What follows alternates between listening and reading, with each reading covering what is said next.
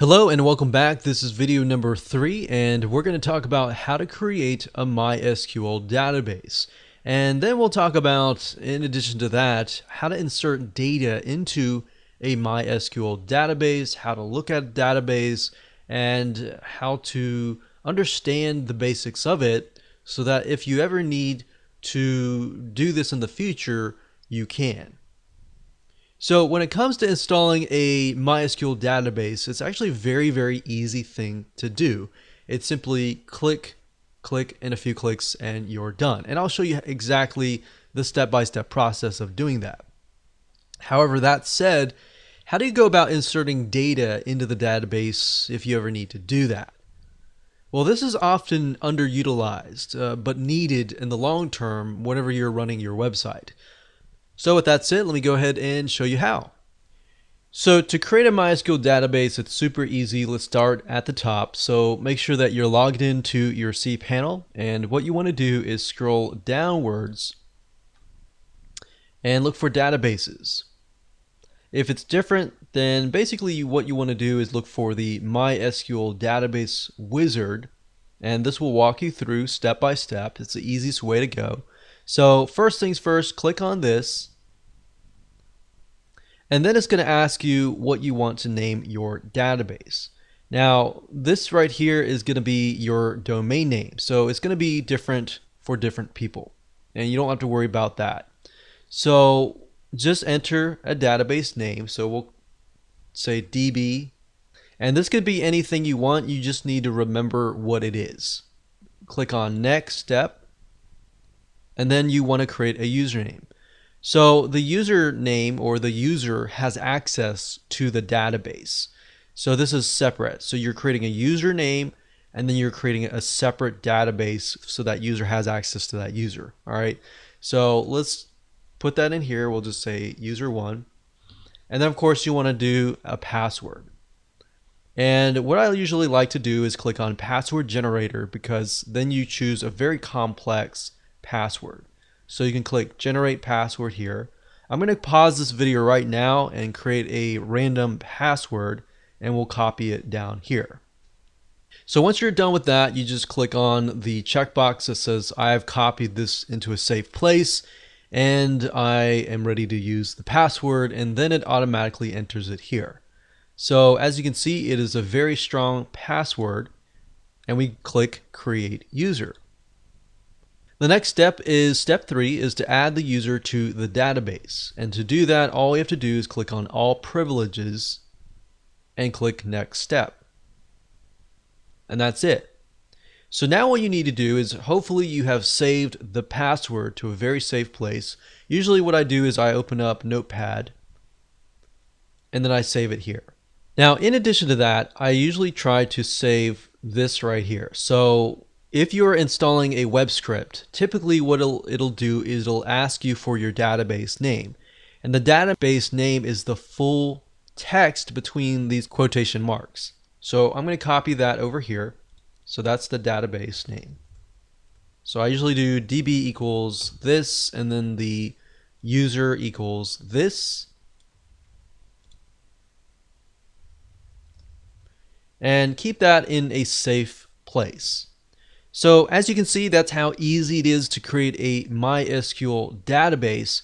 Now what I want to do is click on return to MySQL databases. And if we scroll down, we can see that the database has been created. Now if I go back to the outside here, and I'm going to click on the logo, and that just brings me back to the home page. I'm going to go back down and look for PHP MyAdmin. What this allows you to do is it allows you to take a peek at the database itself. Now I will warn you, and I will say that do this very cautiously, because any mess up, you could potentially mess up your whole site. But I wanted to show you this because sometimes if you have basic detective skills, you'll be able to kind of get an idea of what's going on inside the database. So if you click on PHP MyAdmin, it'll open up and it will allow us to edit specific databases. Now, obviously, you want to find the database that you just named. So in this case, it was the DB base. So it's this one right here.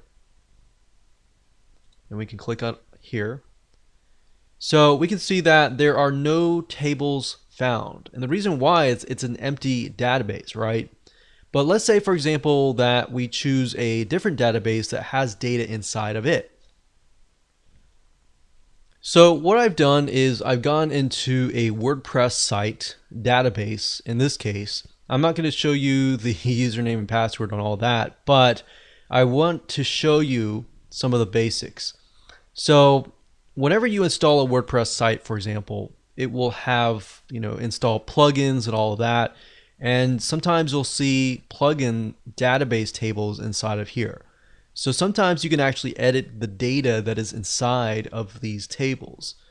But if you're just curious, just come in and take a look and see what happens and see inside of it. Now, obviously, I would be very, very careful if you are editing a site that you really care about. But by doing this and just looking at it, not really changing anything, this really gives you an idea of what is happening on the back end of your website. And the reason why I'm showing this to you is because in the past I used to do this, and whenever I came across an error or maybe there was something on the site that I couldn't change on the front end, sometimes I would go on the back end, like right here, let's say WP comments, for example. You could see comments and all that here.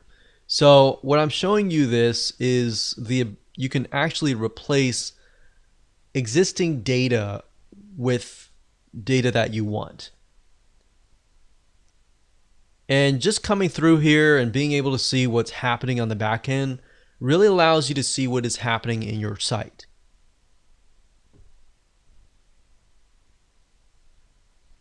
Now, this is very useful just in case you get locked out, especially if you get locked out of your website and you have to change your username and password, but it just won't let you in. So what you could easily do is you could come down here and go under WP users and then just change the password inside here. So that's why I'm showing you this, is because there are potential opportunities in the future if something bad happens that you could potentially come in and get things fixed. But obviously, if you don't know what you're doing, then you will need to consult someone that does. But hopefully that gives you a better understanding on how MySQL databases work when you create them, and then when they begin to populate, everything happens right here. Hello and welcome to video number 4. In this particular video, you're going to learn how to use AW Stats, which is built into the cPanel, and how to apply it to your business. Essentially, knowing what goes on in your website is crucial. And we'll discuss about what the differences are between AW Stats and Google Analytics. Google Analytics typically gives you a more granular view of what's going on in your business. But that said, not everybody uses Google Analytics. Not everyone uses it at the right time. So the nice thing about cPanel is your AW Stats is always running. And there are specific golden nuggets that it gives you that Google Analytics does not really give you. And we'll dive into that further. So in other words, not only will you be given an overview of AW Stats, but you'll learn different features of AW Stats that if used correctly can actually go beyond and increase your website traffic and protect you as well. You'll also learn how people find you, what keywords they are using to type in search engines, and how to use that to your advantage. And you'll also learn who is linking to you for good reasons or even bad reasons so that you can protect yourself. So we're going to take a little bit of out-of-box thinking here and show you some things that you may never have seen before. So to access AW Stats, all you need to do is go back to your main screen, as you can see here, and scroll down. And under Metrics, you'll see AW Stats.